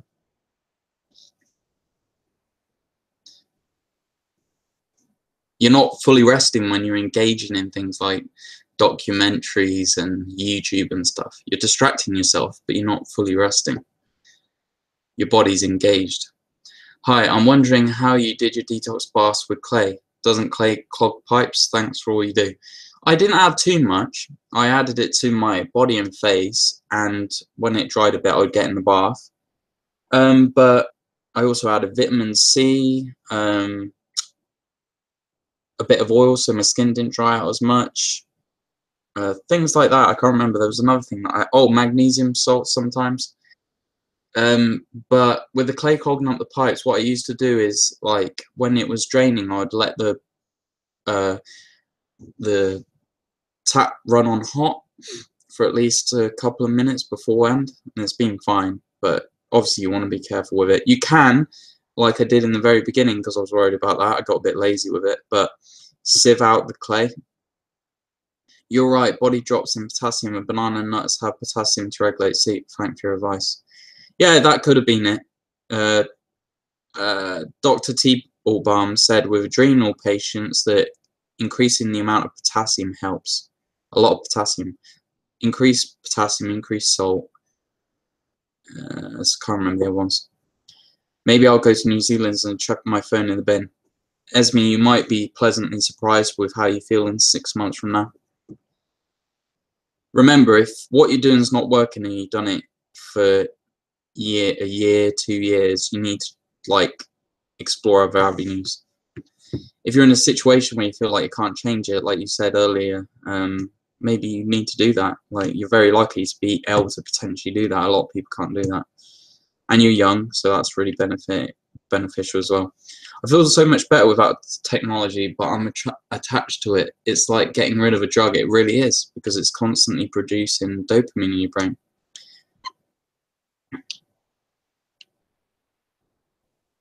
Yeah, pen pals. Everything was such slow paced before technology.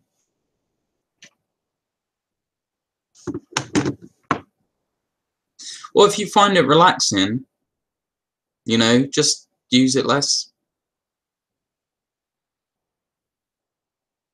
In relation to boredom, the boredom aspect of recovery, would you say something like drawing or painting would be too stimulating?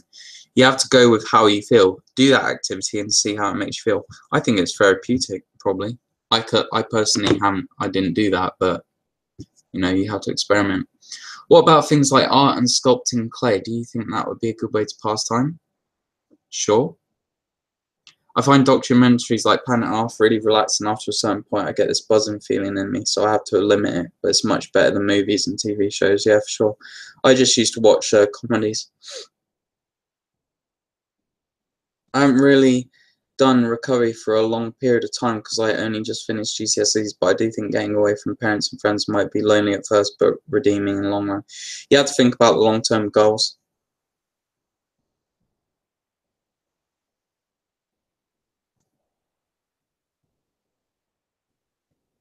It's all about long-term goals. If you stay in the moment and just do whatever benefits you in the moment, you'll never recover.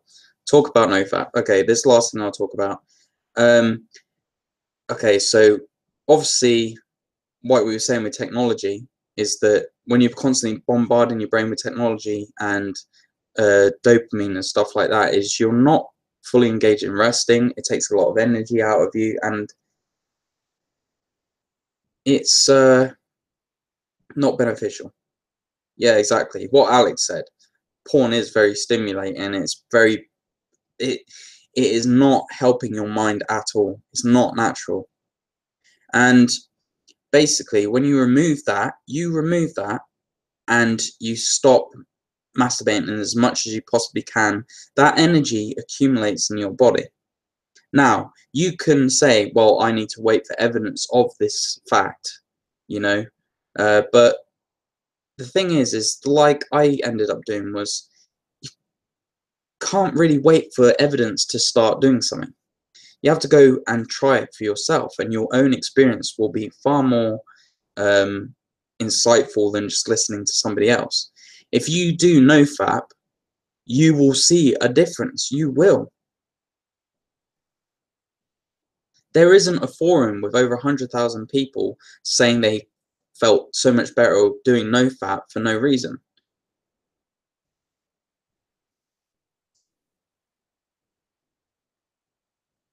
Yeah, see, look, Emma said. It is a very exciting thing to be able to do.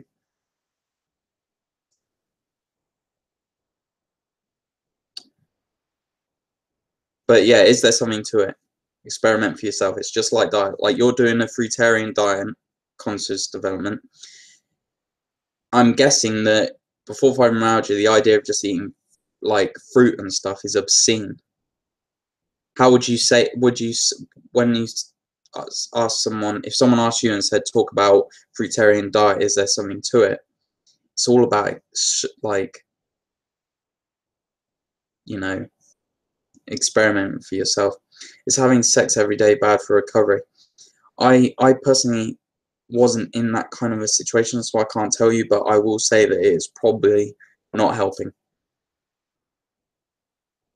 I know that's a like, I'm not going to pretend I have experience in that area when recovering, but I can imagine that it is like not benefiting recovery. But obviously, if you're in a relationship, that's a very difficult situation to be in. I love to get rid of my phone or get an old one for just calls. Could still watch these live streams on PC if scheduled. I didn't own a phone, luckily.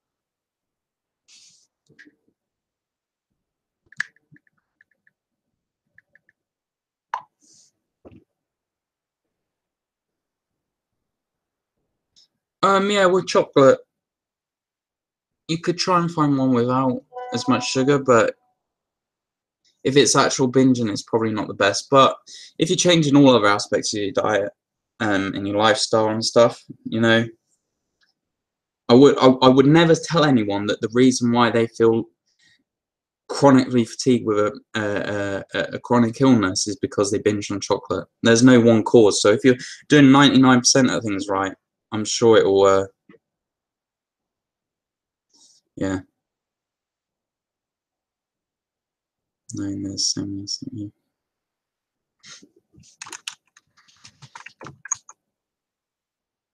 How did I get myself off gaming?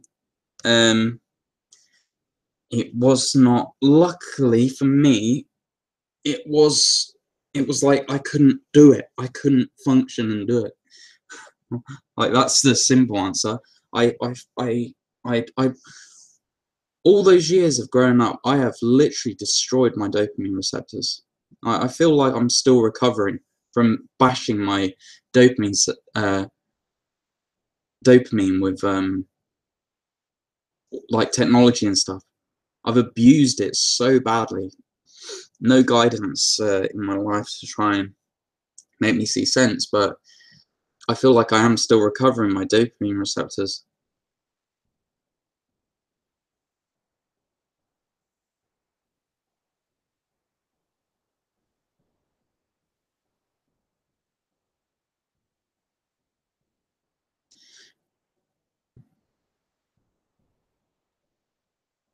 Okay, look.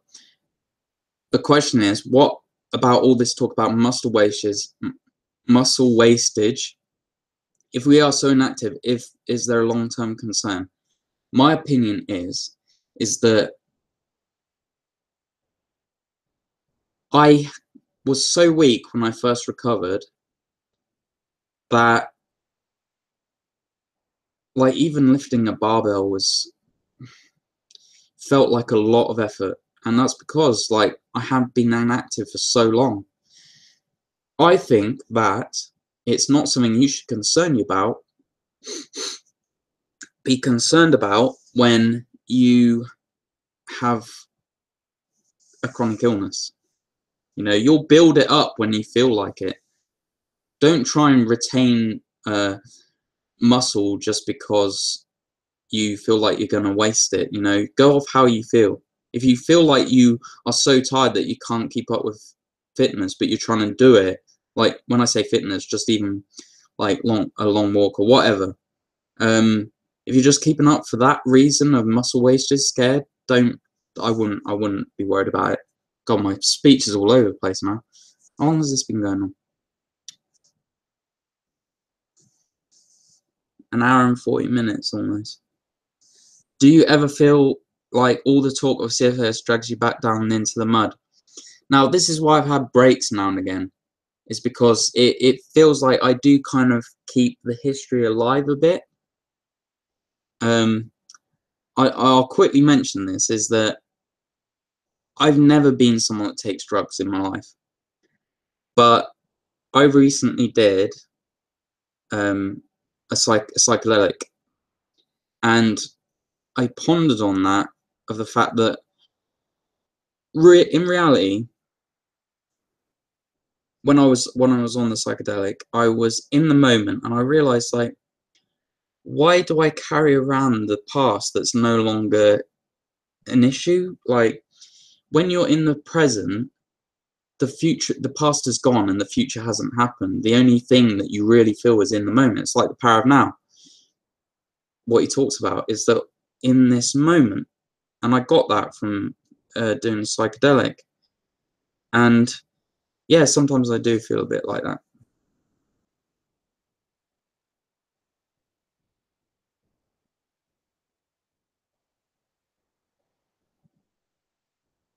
Did you stop yourself though as you got better from wanting to return to games and exercise too quickly? That's my downfall. I go back and when I start feeling better. Actually, when I started feeling like I'd been ill for so long that I was so gradual and I was so insistent that I wasn't going back to where I was, that I didn't have a problem with that. I'd had relapses in the past so many times that I knew that I couldn't push myself.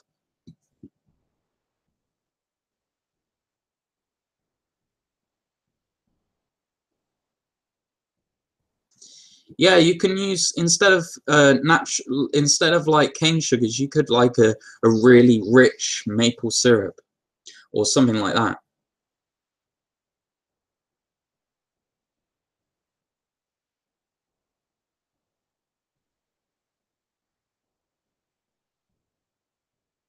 Like, for example, in my cooking, for sweeteners, I use shredded coconut and maple syrup.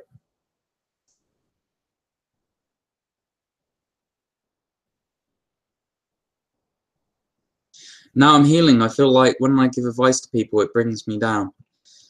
Yeah, I mean, you just have to balance it. I mean, that's why I've had long breaks from YouTube, is because sometimes I feel like I just need a break from it. I did consultations for a while, and I felt like that was much more draining.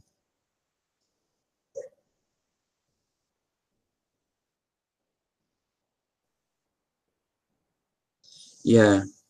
Yeah, it's important that you're with people that actually want to go where you're going. If you're on those forums of CFS forums, they seem like they don't want to recover. You need to be with people that you're aiming to be with. So, say I'm here, I've recovered, I'm talking to you, you're talking with someone that's recovered, and that's where you want to get to.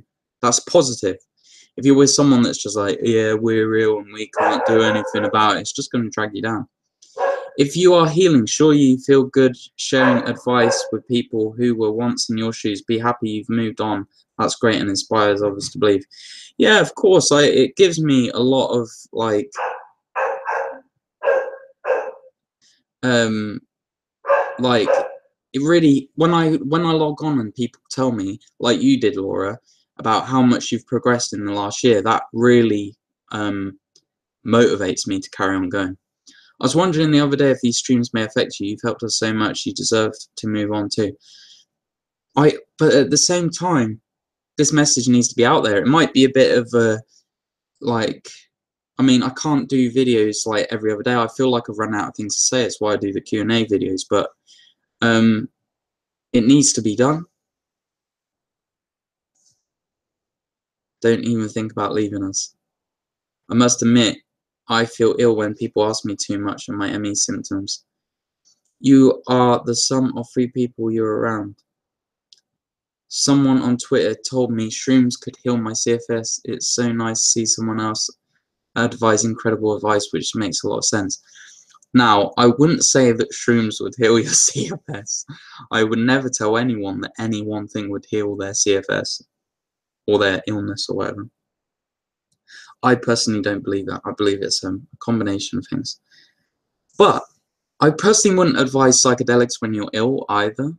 Like, if you're at rock bottom and you really don't care anymore, maybe. If I had access to them, I would have done it because I was really rock bottom. But it really does tire you out for a few days after you do a psychedelic. So I wouldn't recommend it.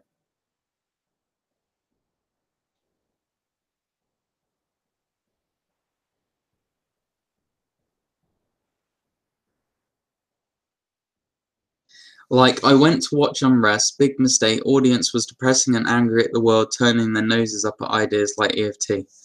Yeah. Yeah, shrooms are hard on the CNS. I wouldn't recommend it at all. Oh, you did ayahuasca. What was it like? Yeah, I can imagine it fried you.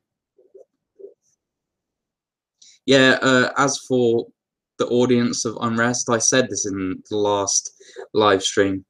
These people that go there are stuck in their way and not looking for what we're looking for. Thanks, Ferocity. It means that your environment is paramount to healing and recovery. Absolutely, 100% agree. Negative, stressful, abusive people aren't going to help you. 100% agree. I left Unrest shown in Newcastle before the Q&A because I knew the audience weren't on the same page with wanting to heal themselves. Exactly. Don't waste your time on them. Really don't waste your time.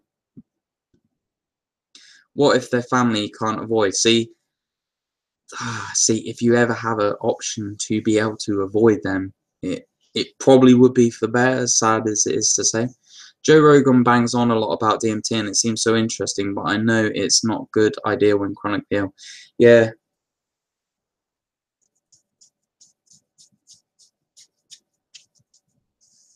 Yeah, it's very stressful on seeing this.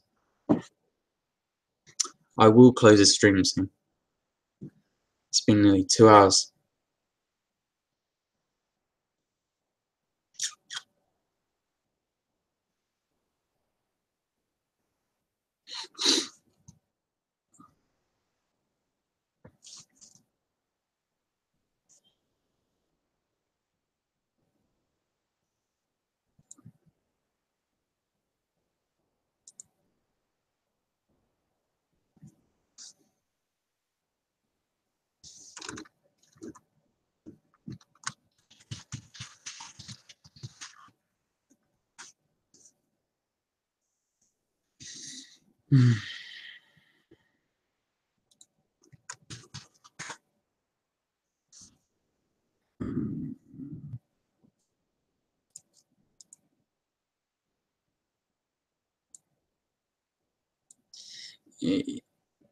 Do you want to quickly say, Laura, actually, what the film was like? What was it about? Was it just like...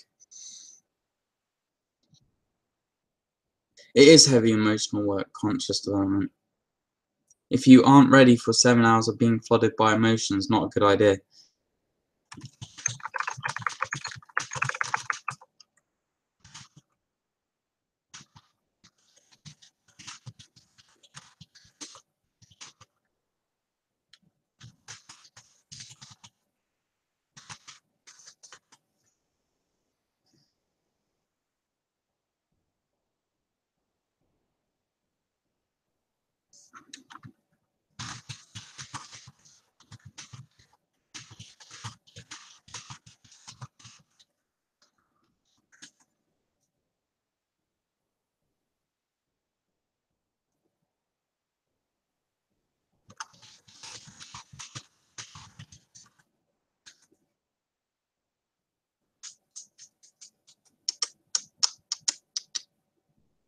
There was a family friend that a while ago that said they had a 14-year-old, probably 15 or 16 now, girl that was having serious problems, and they never got back to me. Because I was going to go and see her and give her advice, but they never got back to me.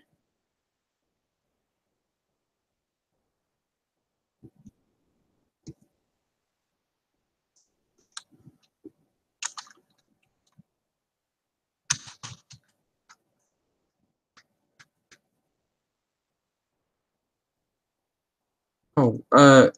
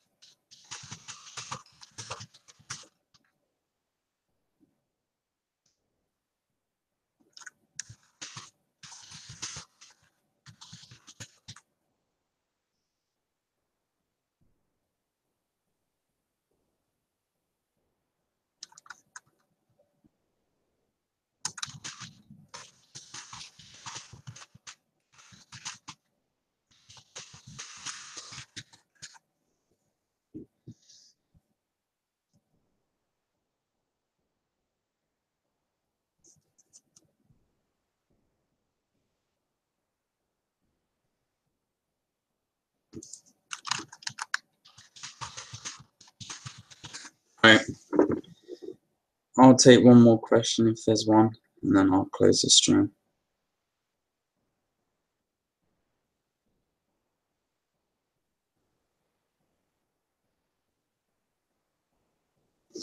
No, it's cool.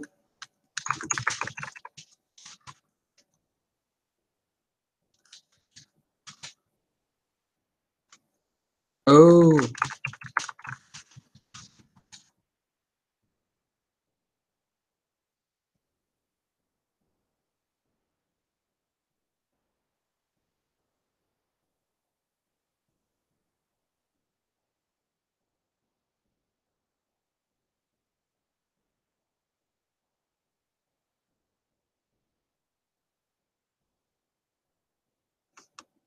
I just um